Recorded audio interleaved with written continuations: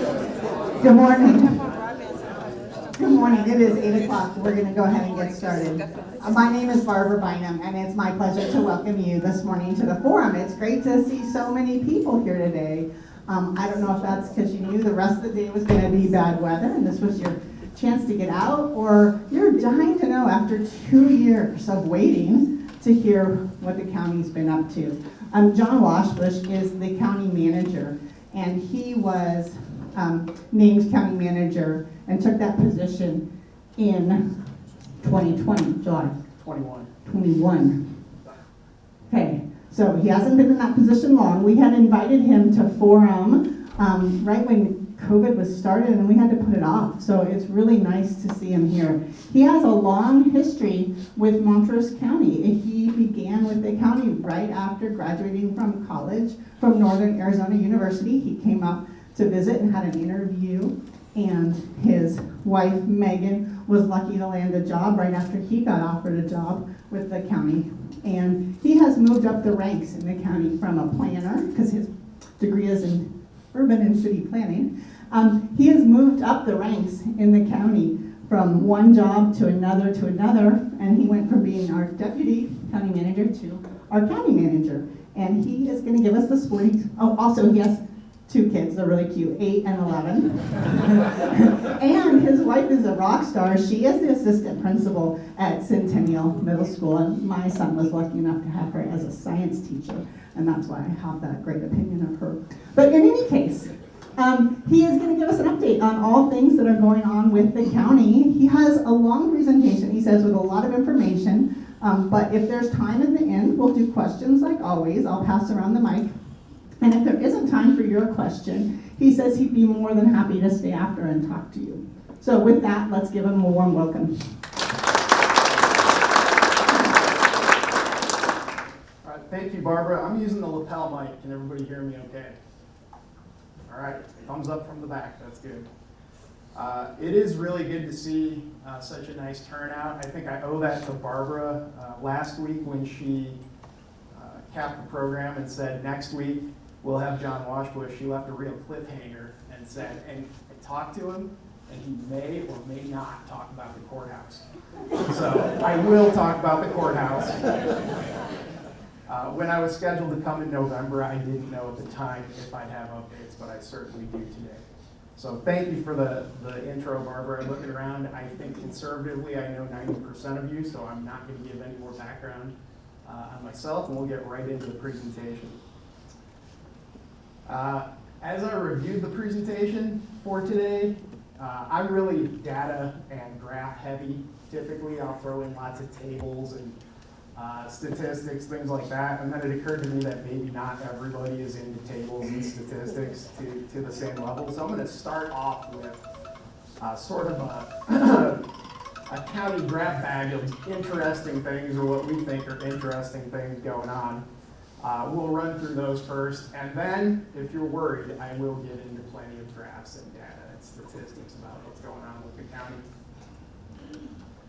So first off, funds coming back to the event center. We've got the Rocky Mountain Oyster and Red Dirt Festival back this year. This is going to be Saturday, April 23rd. Bands, beer, food. Morning, Sheriff.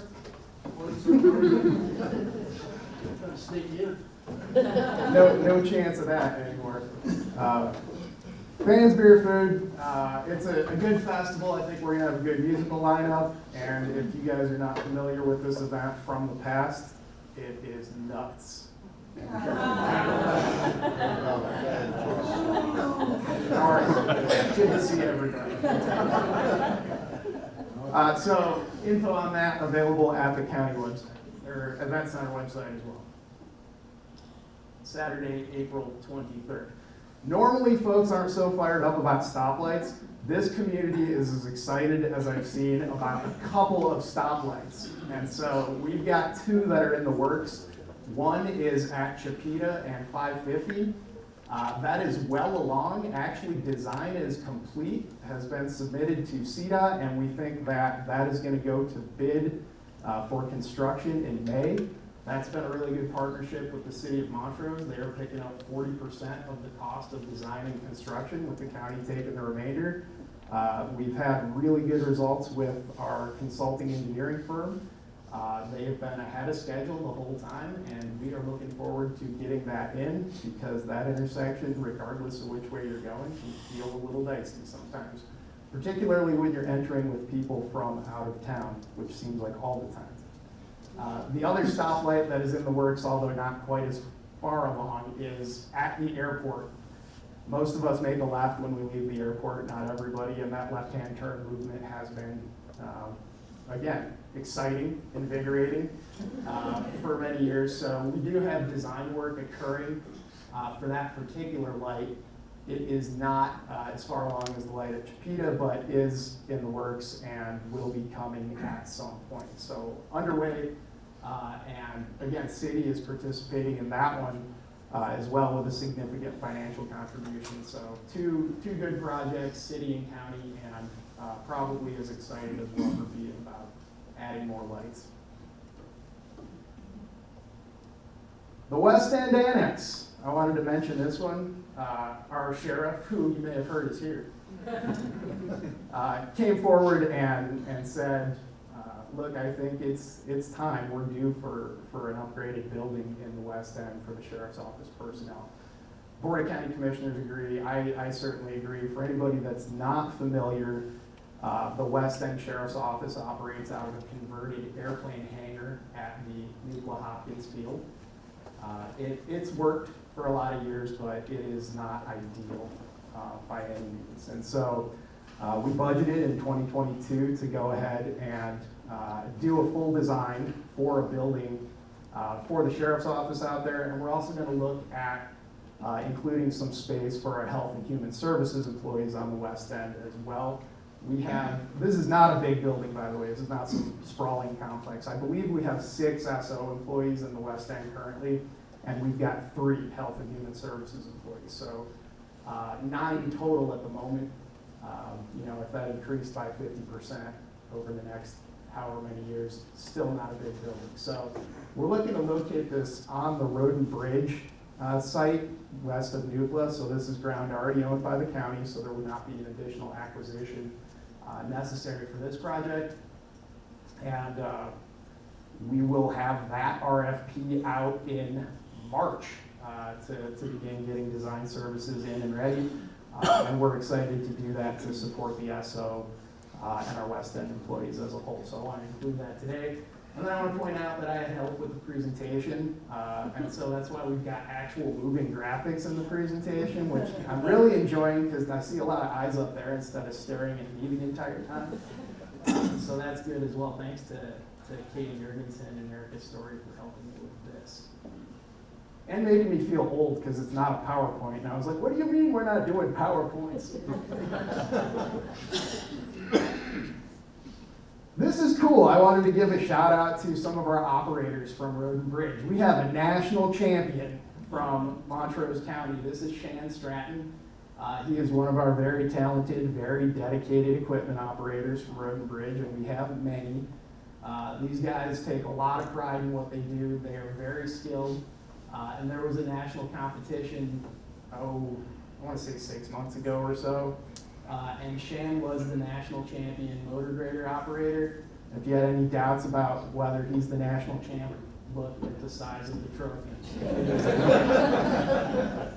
So we're really, really proud of Shan and the whole team. We also had another employee, John Scharnhorst, that placed really high as well in both motor grader and loader operator. They do some incredibly fine and delicate maneuvers with these bits of heavy equipment. They're super efficient. And I wanted to take the time to give a shout out to both of those guys.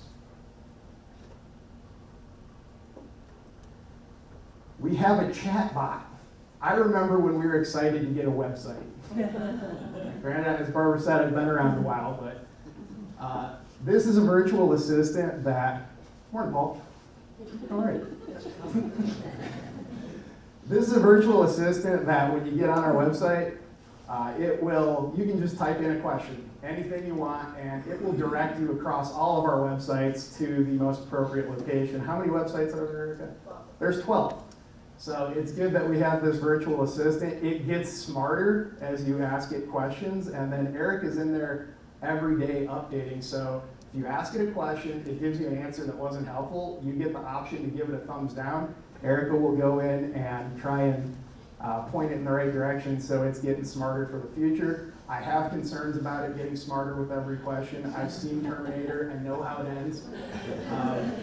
I'm concerned that it will become self-aware and attack us, but I'm told that that's not included in the package we pay for. So enjoy the chat bot and do ask it lots of questions. It'll direct you pretty accurately. We toyed with it the other day. The Shop No Gateway project. For anybody that is unfamiliar, through a multi-year process, Montrose County was leased 44 acres of ground from the Bureau of Land Management. This is at the base of the hill on Highway 90. We have permission to improve that area for parking, staging for the Rimrocker Trail, and this will also serve the new Electric Hills single track system, which is currently under construction. This has been a long-term collaboration between Montrose County, Bureau of Land Management, the Montrose County Chapter of Colorado Plateau Mountain Bike Association, Western Slope Four-Wheelers, and the motorized community as a whole. We have future authorizations to build OHV obstacle and training courses there. The high school mountain bike team in Montrose, which has gotten to be a good and competitive team that's competing all over, will now have a home field, so to speak, by virtue of us being able to host events out there. So we have started with some of the improvements, grading and gravel already. We received $20,000 last year from National Off-Highway Vehicle Conservation Coalition. I think that's correct, NOVCO. We are grateful for that. I've already put that on the ground, but there'll be more grading and gravel coming soon. And this is going to continue to be a really nice amenity for the community. This sign here is what the actual sign is going to look like. We got this proof, I think, last week, and this will be coming out soon. So another exciting project that I wanted to mention before I subject you all to the graphs. Whiskey. Speaking of Rimrocker, so we actually we trademarked the Rimrocker logo, name and logo some years ago, thinking this is going to get popular enough where folks are really going to want to use it. Well, lo and behold, we fast forward a few years and we have distillery owners from Swamp Fox Distillery in Buena Vista, Georgia, that contacted us and said, hey, we think we're going to drive barrels of whiskey all the way over the length of the trail, and that might make it taste different. And we were like, knock yourself out. Sounds like an awesome way to write off the trip. But they have actually licensed use of the logo and are producing and paying for the right to use the Rimrocker logo on their Compass Rose Rimrocker Edition straight bourbon whiskey. So we haven't seen a bottle yet, but I anticipate we will for display purposes only. Or we can refill it with brown water. You guys know that trick? Is anyone else going? All right, on to the graphs. Airport is a big deal. It's fortuitous in some ways that I got delayed in giving the presentation because now I can give the full year-end data for the airport. I know our director, Lloyd Arnold, was here in, I want to say October, and gave a really good update at that time. I just want to update on the volume of use at Montrose Regional. 2021 was the biggest year in the history of the airport for enplanements, and it didn't end up being even particularly close. 2019 was the prior high. 21 was, I've got 21.3% increase over 2019. We did just get the January numbers. Those are unaudited numbers, I believe, at this point, but they were, January of 22 was up massively over January of 21. So continues to grow really intensely. I look out 3 and 5 years because that's my nature, but 2021 was 44% higher in use than 18 and 67% higher than 2016. So it is absolutely growing by leaps and bounds at Montrose Regional right now. Noteworthy, at least to me when I'm looking at this graph, is the increase in the summertime, right? So we've always had the ski season peak. If you look on this chart, and the 3 years I've got here are 18, 19, and 21. We throw out 20, everybody throws out 20. We're seeing as high of use or higher use in like July right now than we used to see in March, like peak ski season. So in the course of 3 years, we're now seeing as many folks in the summertime as at some of the ski season highs, which is noteworthy to me, a guy that loves graphs. All of that indicating that we are pretty prime for an airport expansion, which we're doing. We're underway with construction. If anybody's flown through there, you've seen it is definitely tore up. We've got FCI constructors working on a large terminal expansion. This is a $33.1 million contract with FCI. It was approved in September of 21, and we have a targeted completion date of September 23. So far, so good.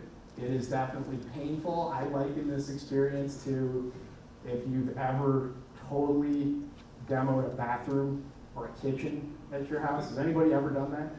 Right? And then you realize, I can't use the bathroom at all because it's gone.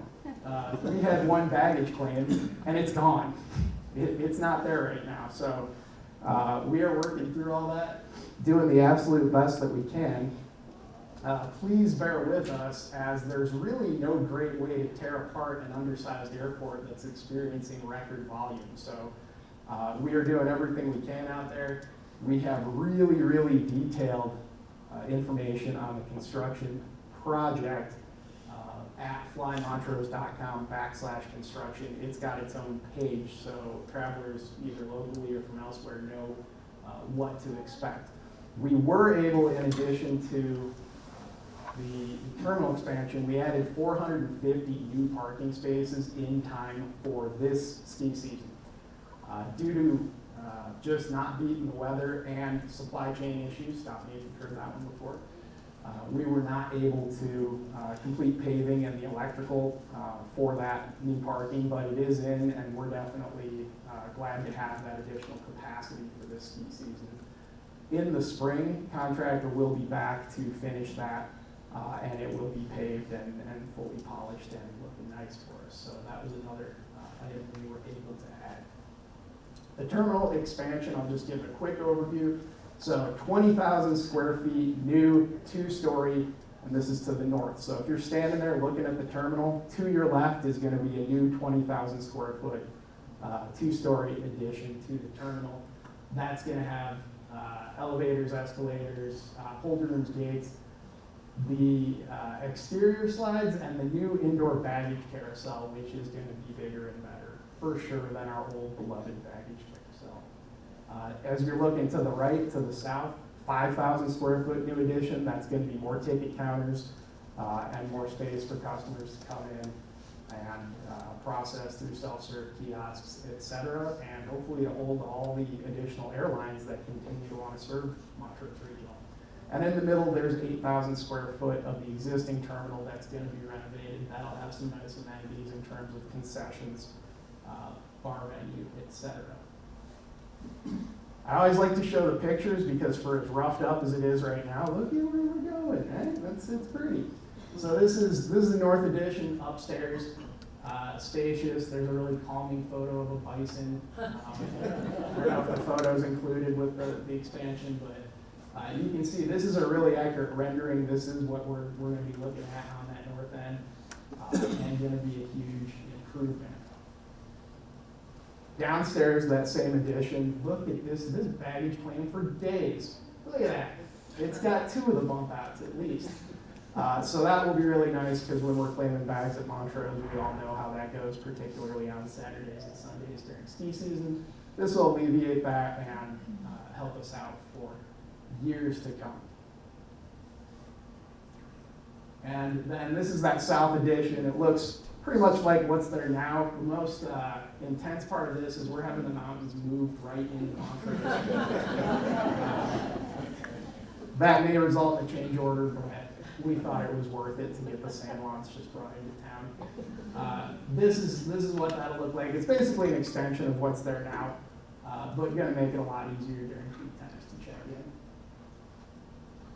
And finally, jet bridges, right? Yeah, being able to walk out, not in the weather. I will tell you that these, and this is no joke, they actually don't come with the project we're doing right now. However, there's a lot of federal funding flowing. We've been very conservative, and we do think that towards the end of the project, we are going to be able to purchase these, which are they're expensive items. Failing that, I think we're going to get some shipping containers and just cut the ends off. We have a welding shop, and we'll just make it around. All right, I want to talk about building permits a little bit as well, because we're all feeling it, I think, day to day, the growth, and it feels really intense in Montrose. So I wanted to take a statistical dive, because of course I did, and see how this stacks up to the data that we have, and what I found surprised me, actually. So this is 1994 and on back here. What we're seeing right now in terms of total building permits in the unincorporated county is high. It is not historically high. We were doing more volume in the 90s. Who lived here from 1990 through 2000? Okay, was it bananas? Like in terms of growth? Pretty intense? Did it feel more intense than now? That's interesting because there were way more permits. So I had to go back and check this a couple times. I called the planning department and I think I sounded accusatory. Like, are you sure on this data? So that was total building permits. And then we've got single family residential permits. So economists, demographers, planners, all the funnest people to talk to at parties, they like to use residential building permits as a key economic indicator. And so I wanted to go back, pull this one out for the presentation as well and see where we've been and where we are. We are at an all-time high right now in the unincorporated county in terms of what we're adding for single-family residential. And you can see, to me, the most interesting part of this graph is right here. This is 19 and 20. 20 didn't do anything to Montrose. Like, we had a really strong year in 19, we had a really strong year in 20 in terms of permits. I think that shows that we were poised to weather the recession that was coming at that time and has since been delayed as a result of COVID and a lot of the relief funding and additional monies and activity that have been generated by COVID. And then we've now seen from 20 to 21, this is a single year jump that obviously does not exist anywhere else in the graph. That is pretty intense. So my point in all this, and again, the 90s were really, really busy. We've kind of been back in that same area until this past year. My point is that statistically we've actually been here before, because I kept looking at that and just not believing those numbers. These are the actual Montrose County population data numbers from the state demographer's office. And so from 1990 to 2000, this county as a whole added just over 9,000 people. That was a 37% increase. In the 20 years subsequent, 2000 to 2020, 9,233 people, almost the same amount in 20 years.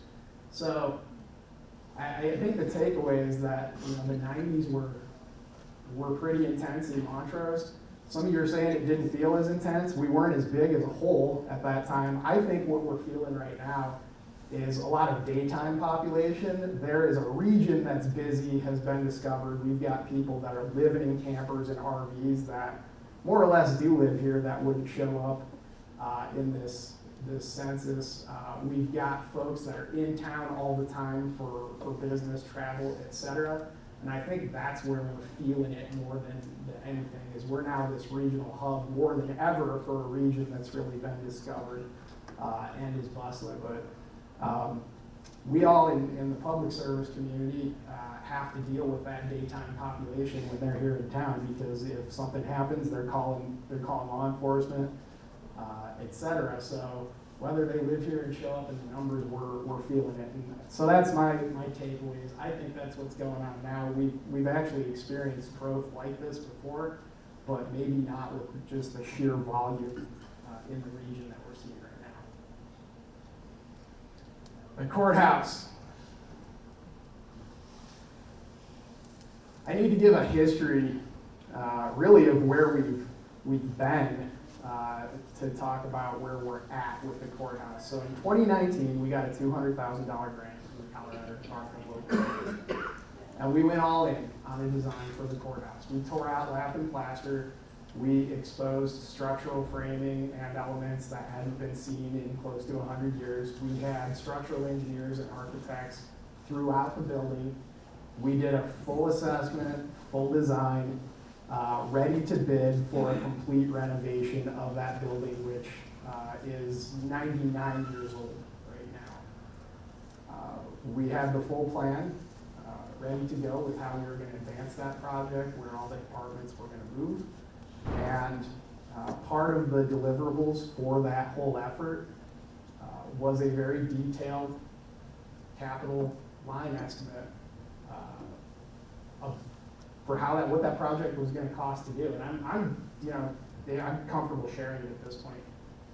That estimate came in at $15.6 million, and that was inclusive of a large contingency, which everybody we've talked to has recommended a very large contingency when you're dealing with a 100-year-old custom type building.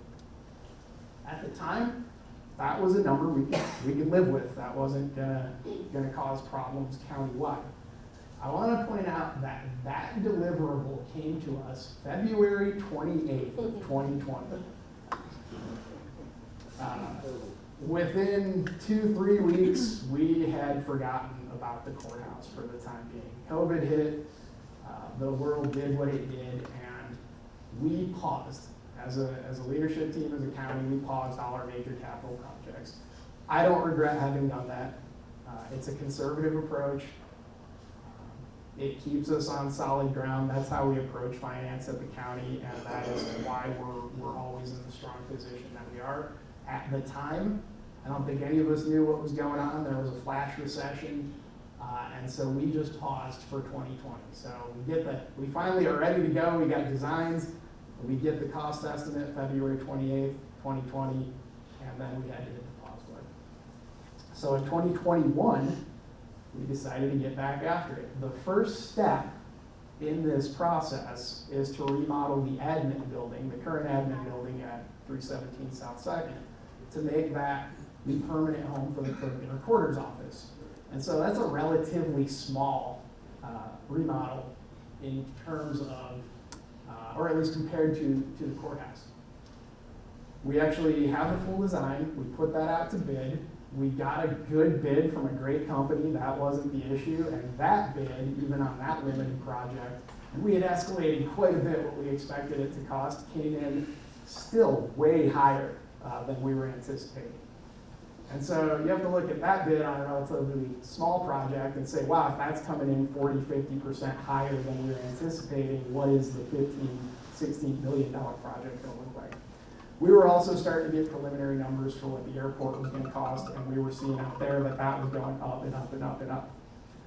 So we decided, all right, we're gonna back off again, and now given the cost of these things, we got to look at the courthouse in the context of all the facilities, long-term, because there's going to be an opportunity cost if you go in so deep on the courthouse, what can you afford or not afford to do elsewhere?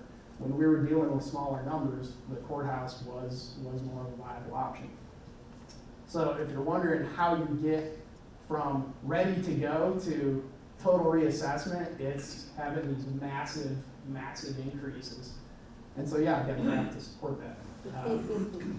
This is a construction materials pricing index. This is nationwide, so this is a group of construction materials nationwide.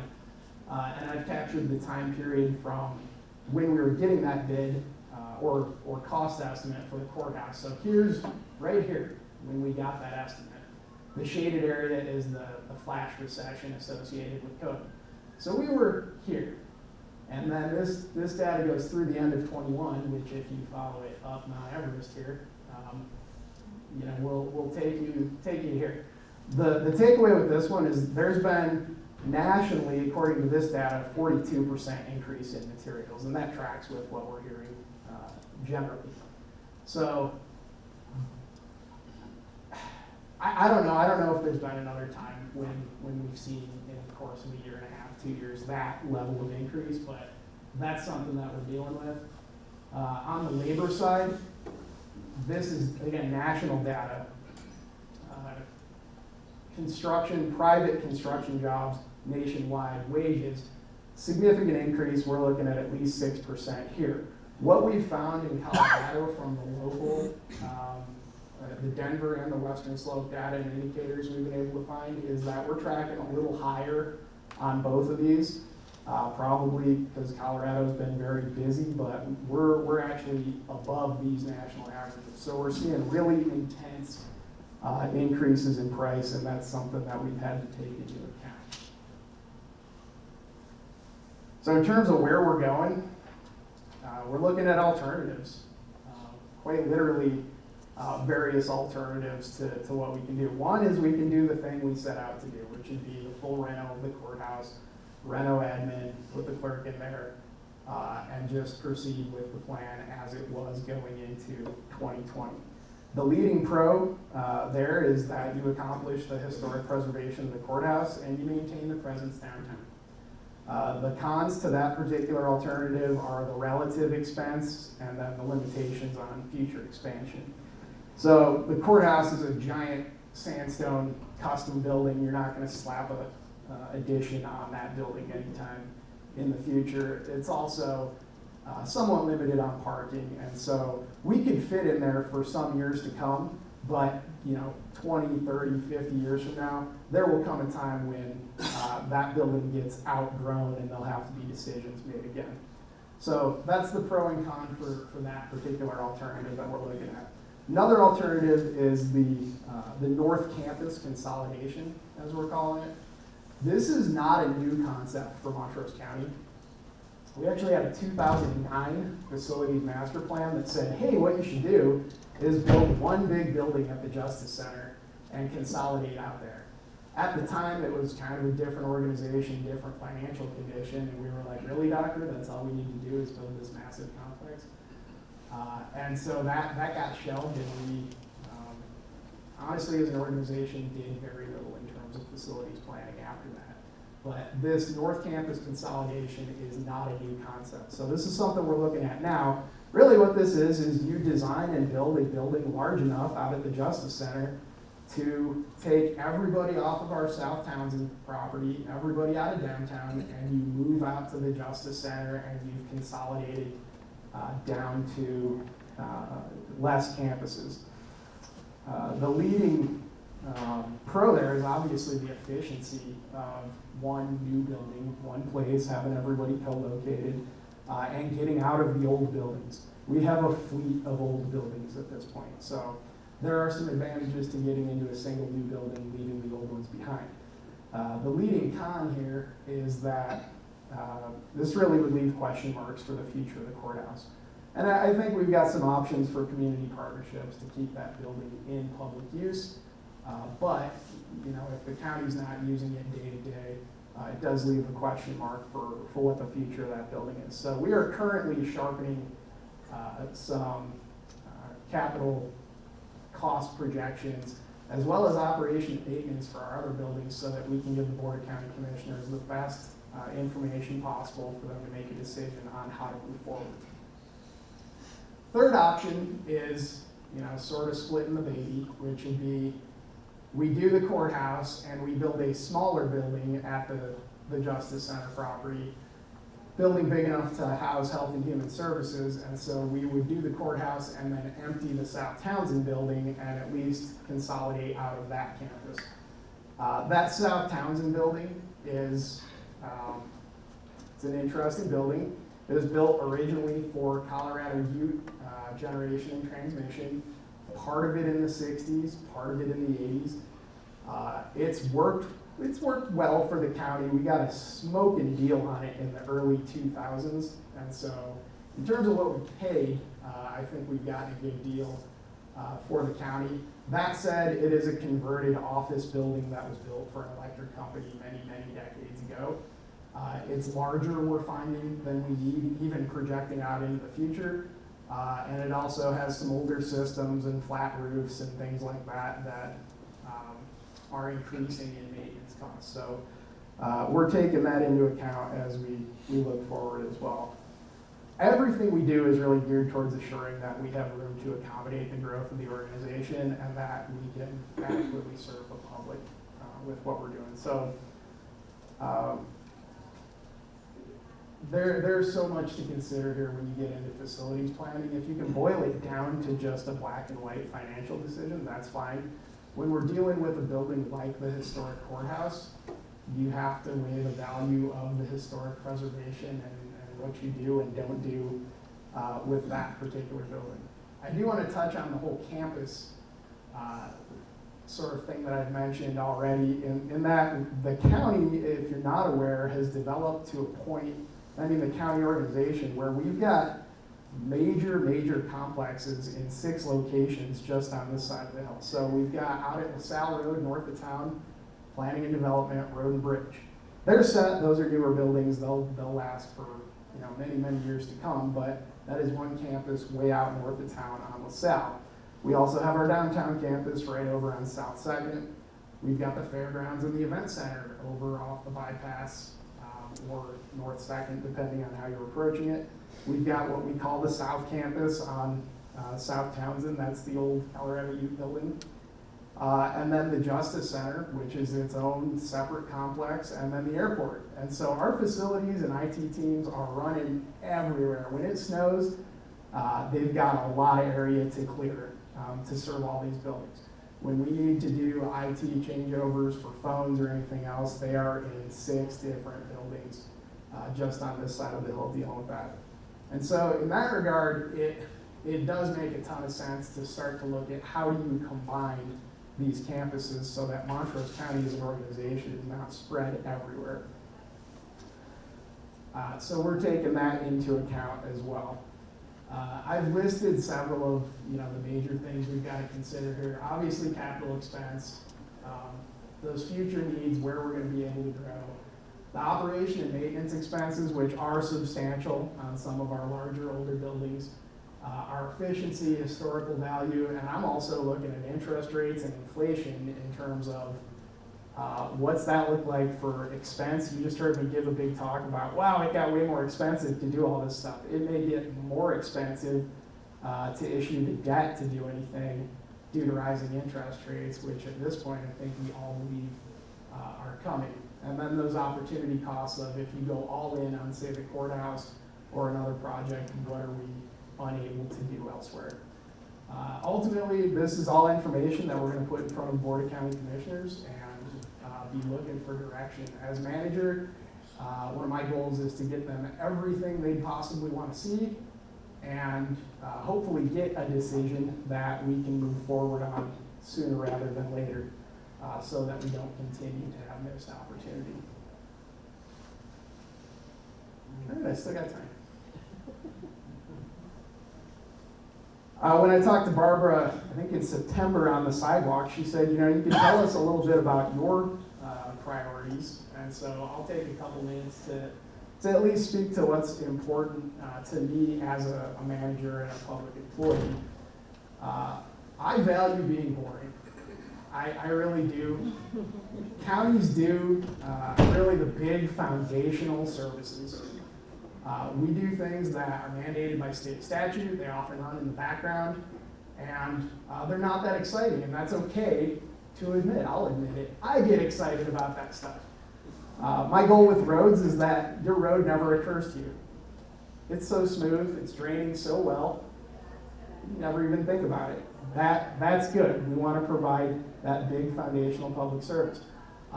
With our elected offices, and I'll use the sheriff's office as an example, we provide their IT, facility support, and really anything else we can. I want to be of the most service to them so that they can focus on public safety. And so I'm quite happy to work in the background, being support for the sheriff's office to the greatest possible level that I can, so that they're out providing that foundational, key, critical public safety service. And then I can go on and on about public health and social services and the other things that the county provides. But everything for me comes back to reliability. I want those things to be rock solid, reliable to the point where you're really not thinking about it all that much. I don't want to be hidden, but you're just like, yeah, the county's doing good. I called the county once, they helped me. Or I've never had to think about it because every county service is just up and running. So that's what I call core services. That is a guiding principle for me. Another one is efficiency.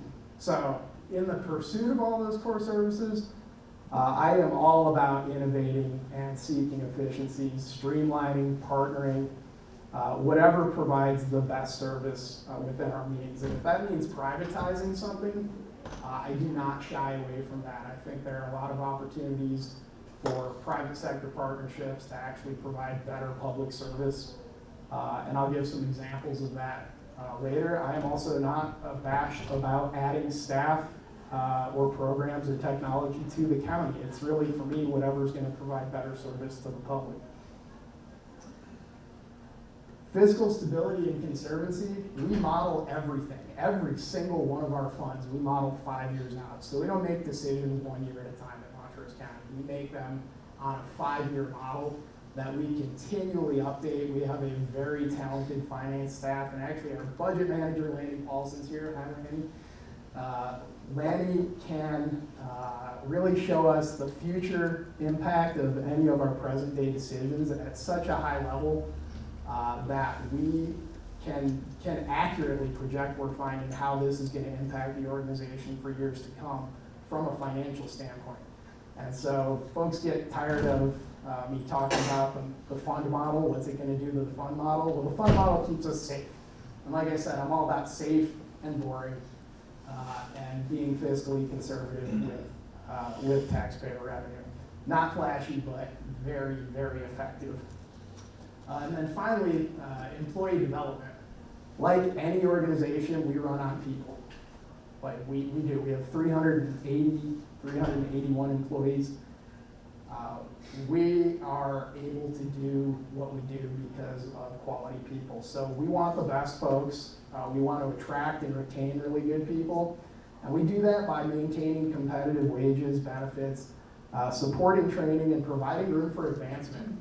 And so when I talk to every new group of county employees at employee orientation, I tell them, if you can get trained up here, if you can get a degree through our tuition reimbursement program or some cert, and you can get a job elsewhere that moves you where you want to be in life, that's a fair trade for you, and it's a fair trade for us for their time with the organization.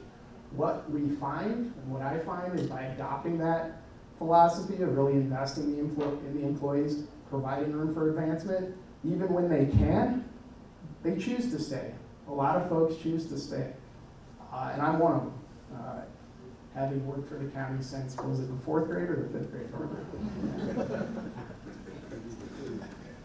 We are really dedicated to those wage surveys. We actually use a third party every 3 years to go out and fact check us, make sure we're keeping up with market.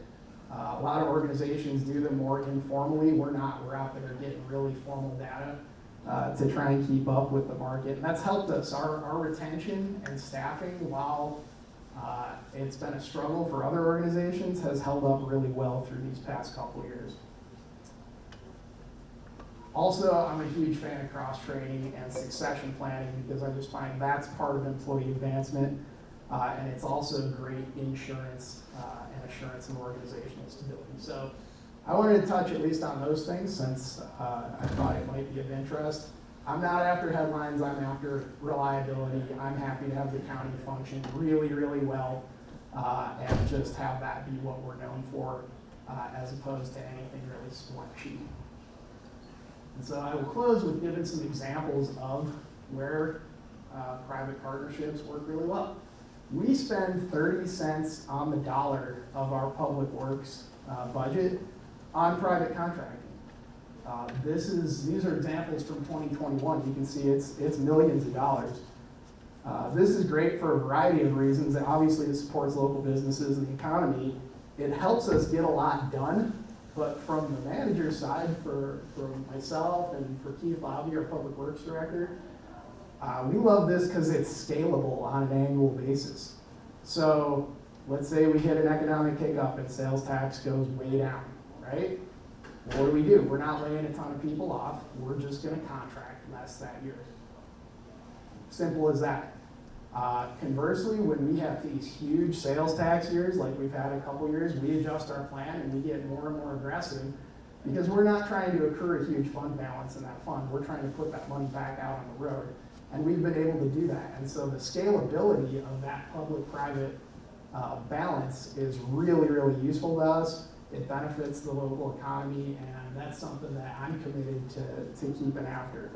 And even our gravel production is a really good example of this. We own many gravel pits where the county actually owns the pit.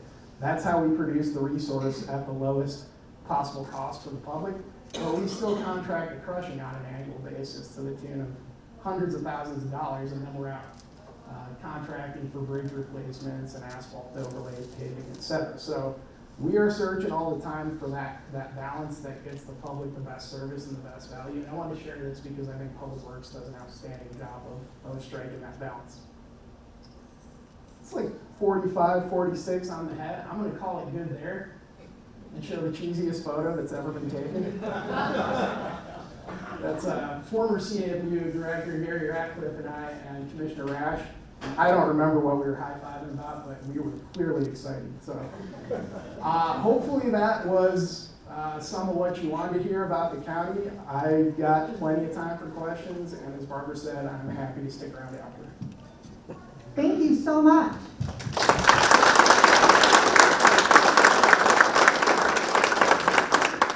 I did a little math. It's going to take 6 more years for you to finish the county half your life. Oh, nice. So there's a whole plan. I think that's exciting. What kind of questions do we have for John this morning? That was so much great information. I know that guy. Good presentation, John. It's well done, as I would expect. When I was sitting in the boardroom of the county commissioners, they have a terrific map on the south wall of the county, and one of the things that always just stifled my thought pattern many times about processes of which you reviewed today was the limit of private versus public lands in our county, and just the ability we do have to actually expand because of that limitation. It's very rock solid. Probably we'll end up getting us out of hock with our national debt someday, but that's another story. So with that in mind, I was wondering if it wouldn't be worthwhile to throw some demographers at that fact and just how much can the county actually expect to increase in population and activity through the private sector land versus the vast amount of the public land that surrounds us on all sides. And it's a huge limiting factor. And I think that might be important in developing further plans on down the road. The airport can't do too much more as far as runways unless they spend a double tub full of money. And it goes right on down that path. Anyway, I think it would be time and money well spent to throw a study at that. Thanks again for your presentation. Thanks, Ron. Anyone else?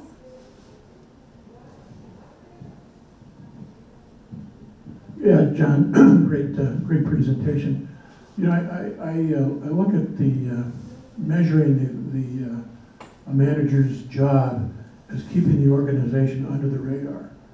And I think over the past several years under your guidance, and Keith's also, or Ken's also, you know, the county has been flying under the radar, and your philosophy about, you know, if you don't know that something's wrong, you know, you're doing a good job. So anyway, I'd give you, you and Ken, an A+ on what you've done over the last couple of years. I see your things that you really enjoy to do. What is the most difficult thing that you have to do as a county manager?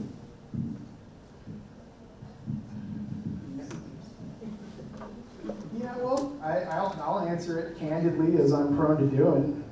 When you have 381 employees, who you value and are people with lives and families and need income, you get into personnel decisions from time to time. You know, I'm committed to doing the absolute best for the organization. I don't subscribe to the philosophy that once you land that government job, you're there forever, regardless of performance. And so those are challenging conversations from time to time about, you know, these are the expectations, this is how this county is going to function. Here are all of your options for getting trained up and being productive. Do I lose sleep over, you know, how people feel sometimes and having those difficult conversations? I do, but I don't shy away from them. So in terms of what's difficult, it can be, you know, it can be holding folks accountable, which is a key part of the job, and making sure that everybody's pulling on towards the same end for the county. And that does require you to get in there, understand, and hold folks accountable. So there's a good blunt answer for you. Those conversations hurt both ways, but have to be done. You mentioned giving IT support to the sheriff's office. Can you explain a little bit more the relationship between the county manager's office and county employees versus our elected officials within the county? Like the assessor runs their office, and the sheriff runs their office, and the clerk and recorder runs their office, and the coroner. So how exactly are those their employees, or can you explain that a little more? That's a great question, and for folks that aren't familiar with statutory county government, it's hopefully enlightening. So first off, in terms of the relationship between the manager's office and the electeds, I think it's really good. Hi, Rosemary. Hi, Sheriff. They have their own employees. They can more or less take it or leave it on county policy.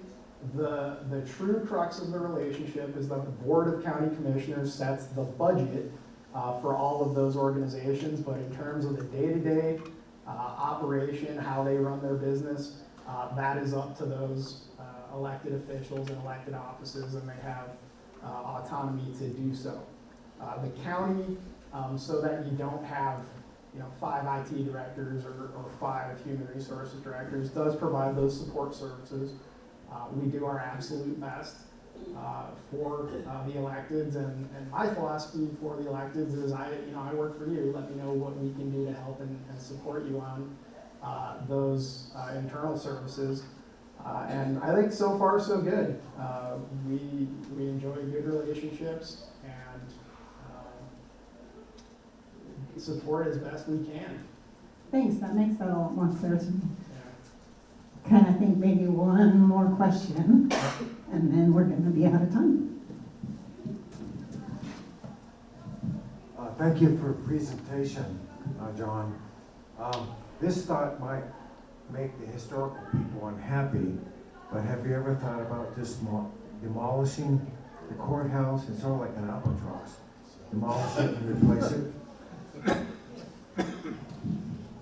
Have I ever thought seriously about it? That's a good question, because when you're evaluating all alternatives, that is an alternative. That's a thing you could do. So when we got into discussions of the courthouse, and really what to do about it, and I was being obnoxious telling people, let's not kick the can, let's do something this time and figure it out. That is something that I put forward as an alternative. We could tear it down. there's never been any interest in tearing down that historic building. So no, it's not something that's on the table now. It is something that could be done. There's no law or anything else against it. You can take it apart. It's a big part of county history. I mean, I love, and those of you that have been on the tours with me, and I'll do more tours if anybody wants to see it. That building's built from all local materials. That sandstone was quarried 7 miles west of here, brought to site, dressed on the site, stacked on the site. The timber for the building was actually cut on the plateau and milled locally. They pulled sand and gravel out of the river to make that. The bricks are from the old brick factory. That was the Allen Brick Factory, I believe, located on Sunset Mesa. So, I mean, it would hurt, I think, a lot of people's hearts to see that building torn down. I think also, to your point, though, you do have to look at it at some point and go, okay, we're not going to tear it down, but are we going to spend 40% premium above what we would spend on a new, per square foot new build elsewhere? And that's something to consider as well. So to be blunt, because that's my jam, no, we're not looking at tearing it down. Yes, I did throw that out there at one point. Not really an alternative at this point. Just move it east. Just pick it up. Yeah, we'll move it. We'll put it down by the mountains when we get it. Let's give John a big round of applause.